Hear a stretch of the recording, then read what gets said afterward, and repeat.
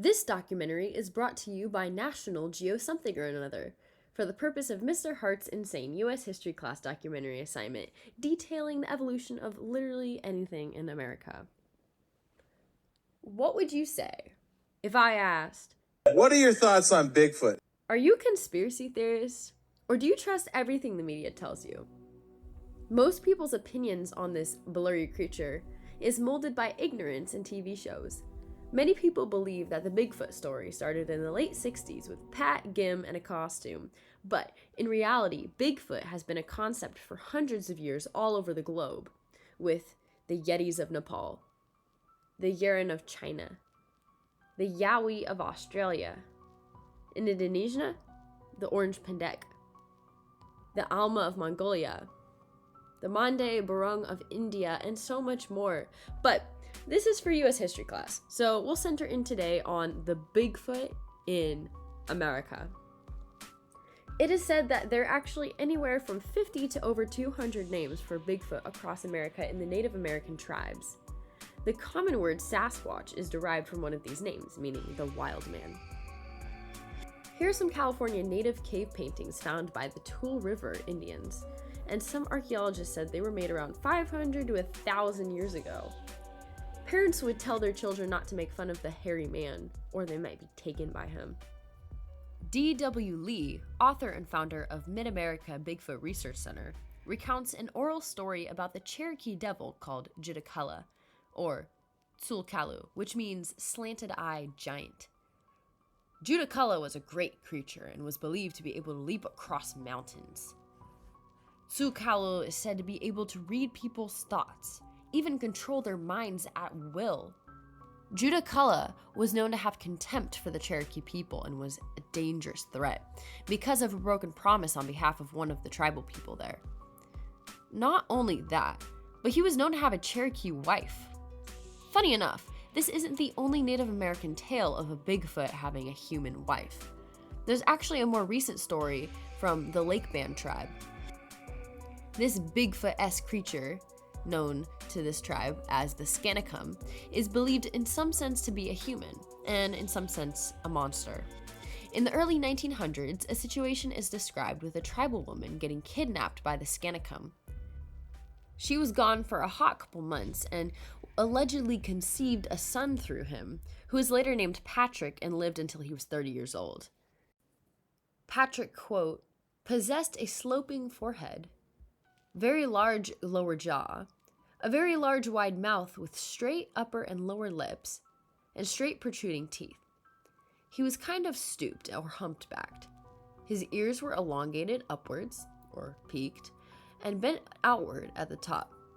He had very large hands and long fingers. Is described as very ugly, although extremely intelligent, unquote.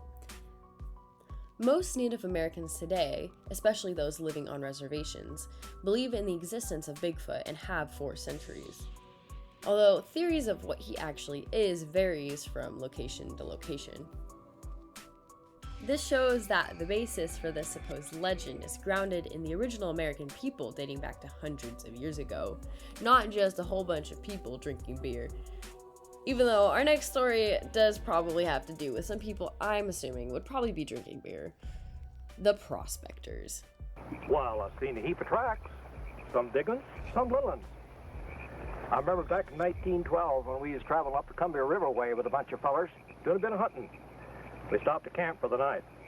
Well, during the night, something snuck into our camp and tore it all to shreds. Maybe it was a bear. Weren't no bear. How do you know you didn't actually see it? Well, I seen the tracks the next morning. They's about 18 inches long. No bar has feet that big. But how many people have you talked to who have actually seen a Bigfoot? A couple dozen, maybe. Do you believe in that Mount St. Helens story? I sure do. Back in 1924 at Mount St. Helens, a bunch of miners hit the jackpot and were excited on their way home, when all of a sudden a bunch of large gorilla men scare the heebie-jeebies out of them, and the prospectors fired their guns, wounding one of the creatures. This hostile encounter didn't end with that, though. Back at the cabin, giant stones were thrown at their abode the entire night, as well as giant bodies slammed against the walls. A hole was torn in the roof, and the prospector Beck was hit with one of the rocks and lay unconscious for 2 hours. And this is just one story of many, many, many, many others. Fast forward to the supposed worldwide hotspot for Bigfoot, where Bigfoot gets the name, in Humboldt County. In the 1950s, a construction project was happening as per usual routine. One morning, as all the workers were arriving to work, they found their huge vehicles and equipment messed with. Some sources say flipped over. This, combined with the large bipedal tracks that they found, led them to believe that a dangerous creature had been among them. Bill Chambers casted one of the footprints, and it came out to be 18 by 7 inches. This story circulated in the newspaper and then to surrounding counties and states, and some would argue that it came out probably as a hoax. Whatever you think, we know one thing for certain, that this is where the famous nickname originated. And not just the name Bigfoot. It's an October day in 1967 in Bluff Creek, Humboldt County. The Patterson-Gimlin film changed everything.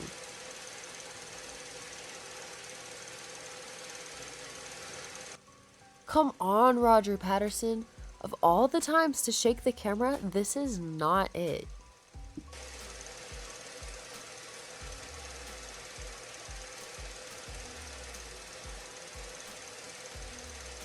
The original film quality is pretty crappy, but most people and scientists and anyone who's analyzing this will analyze it under HD and stabilized.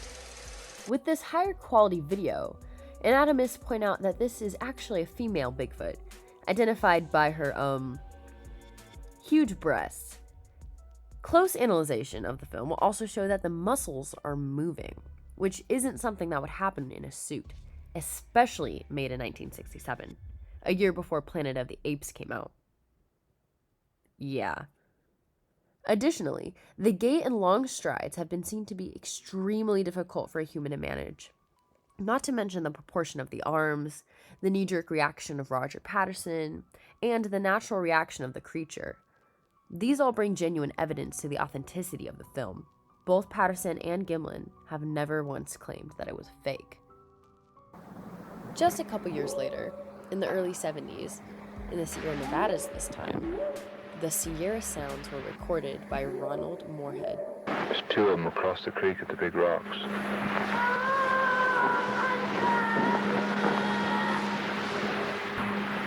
It's a hard act to follow. It sounds like he talks to us and they talk to each other. Yeah.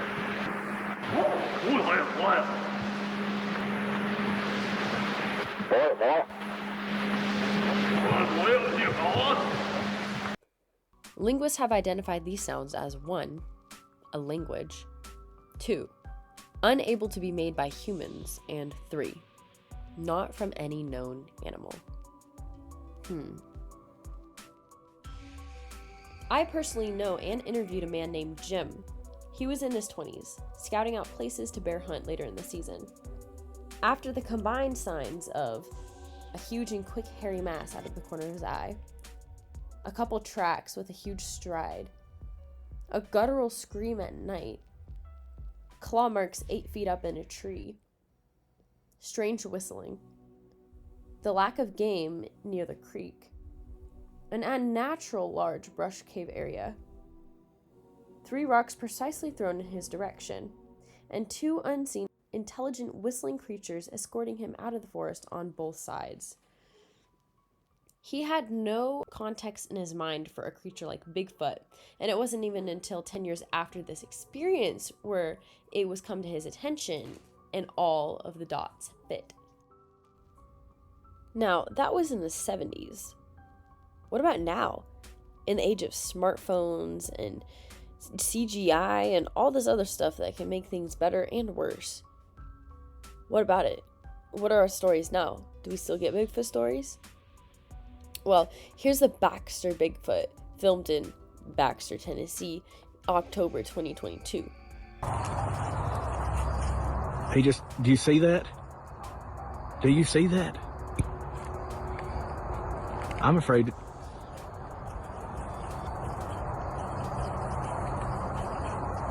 Oh my God. Oh my God.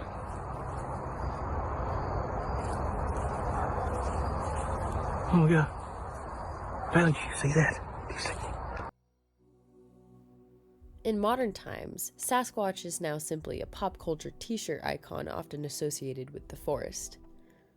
Although, I got some pretty interesting statistics on a survey of 141 people of all ages that I ran.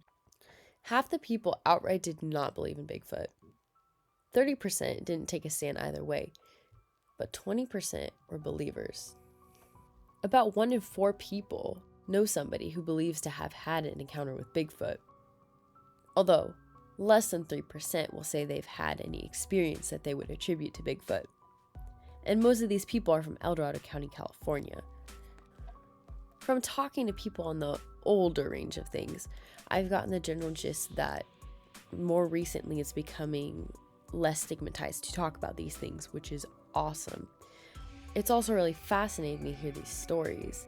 A couple times during this documentary, I've mentioned the Blurry Creatures podcast, which is 10 out of 10, awesome, non-sponsored, but they should sponsor me because I'm super cool.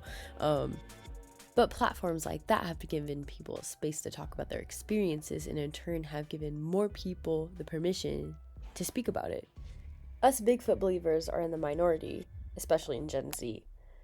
But then, every once in a while, you get people like my friend Jace, who see half a giant footprint in the middle of the forest at night when you're trying to take a dump. And what do you do with that? Like, what do you do with that? And that's only a snippet of the story of Bigfoot in America.